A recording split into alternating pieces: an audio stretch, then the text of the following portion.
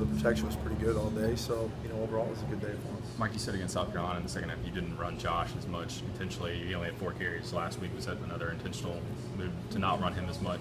Well, in that last game, and as in every game, we always have those runs ready.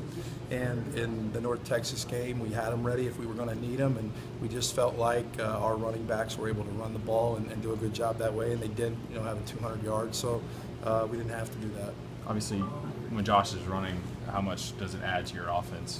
Well, it always does. I mean, everybody that's watched us play sees the diversity that gives us. And, it's hard for a defense when, they might be keen on the running back and then all of a sudden he pulls the ball and keeps it. So, you talk to our defensive guys, those kind of plays with the quarterback runs are tough. And so it's hard on defenses. How much has it benefited, you think, him to get a little break from some of the hits the last 2 weeks? Well, I think like any ball carrier, anybody that's got the ball in their hands, and he's not a ball carrier obviously, but he's, when he's running the ball he is, and I think that's helped him. And so, he's healthy, and he's ready to go in his next 2 ball games.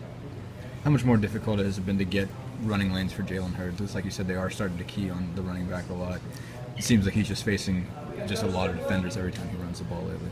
Yeah, when you don't run the quarterback, then everybody is keen on the back, and that's what happened in the North Texas game. They were really keen on our backs pretty good. But again, I'll say that both those guys had 200 yards total, and we only play normally 1 at a time. Sometimes we go with 2 of them in there at the same time, but they got to share the ball that way. Alvin seems to be, I guess, growing in the offense, or maybe his touches are growing. I don't know if they're doing that much more with him. But what's been the key for his, improved involvement or increased involvement in the last couple of weeks? Well, I think that Alvin is a skilled player that when he runs the ball inside, he's got great quickness to be able to run the ball inside. And then when he gets the ball on the outside, he's got great speed. So, he had a lot of yards and a lot on the perimeter, and when he gets the ball out there, he's really good. Like how big would it be to get Ja'Shawn Robertson back in the mix out there for some game action, I guess? Well, he's a great football player, and if he's healthy, then he'll be playing. But we'll see how this week goes, and again, that'll be a deal at the end of the week where we decide what we're going to do that way at that position. Mike, you guys are, I think, second in the conference in rushing, and that's despite some of the injuries and shakeups you had to do on the offensive line. I guess what does it say about that group that you guys may still be productive with guys coming in and out of the lineup all season? Well, I think, first of all, I think Don Mahoney's done an outstanding job of coaching those guys, and the different people we've had in there at different positions. Matt Crowder's played center and both guards. Jack Jones has played all over the place. Those guys play multiple positions all the time. That's hard. And first of all, I think Coach Mahoney's done a great job with them. And then those kids have done a great job of going in and playing on the right side compared to the left side. The footwork's totally different. You can imagine that. So I think those kids have done a great job. Our backs are really hard runners, and that creates a problem as well as when Josh runs the ball. So how have you been able to kind of succeed with so many different combinations when, obviously people talk about the importance of cohesiveness, chemistry, developing a rhythm, and it's tough to kind of do that when you have some combinations. Well, it is, and I'm giving the credit to Coach Mahoney and those guys. Those players work hard at their technique, and Don does a great job in individual drills of working the techniques, and our guys just continue to get better at that. So it's just been an ongoing thing, and it's a credit to all those guys. What do you like the best about playing Matt Crowder over Jack Jones right now at that guard spot?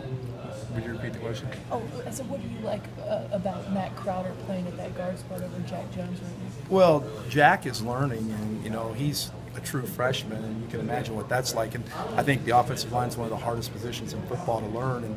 And then Mac has played, and played a lot, and so that experience has been helpful. Mike, which the other day talked about the offense hasn't maybe been as much rhythm as you want in the last 6 quarters or so. When you can sense that, is that something where you have to say, well, I want to call a certain play to see if you can jumpstart, or do you just try and stick with what you do? How do you balance that? That's a good question. It's something that we talk about as an offensive staff all the time. If things are going good, then, we're still talking about the things we want to stay with. But if things aren't, then we're looking for, like you said, plays to jumpstart us a little bit. So our coaching staff, the offensive coaches are a great asset to me, great help. And so they're always, giving their insight to what they see. Last one. So what was your evaluation on Josh throwing the ball on Saturday? Obviously, it seemed like you missed a couple. Just how did you feel about it? He did. He had a couple of throws he wished he had back, and you know what? I had a couple calls I wish I had back. So it's a human game, and there's mistakes, and there's a couple times, yes, he wishes he had a couple throws there, and as I just said, I wish I had a couple calls back. So that's the way it works. You learn from it, and you move on. Was Thanks, that Coach. interception was just forcing the ball downfield, or you maybe should have pocketed that one? I What did you see? wasn't forcing it. There was some separation there, but he underthrew it a little bit too, and so it was. But he should have not thrown it. He knew that after he threw it. He knew that. I mean, when the ball's in the air, you went, oh no. Thanks, Mike. All right.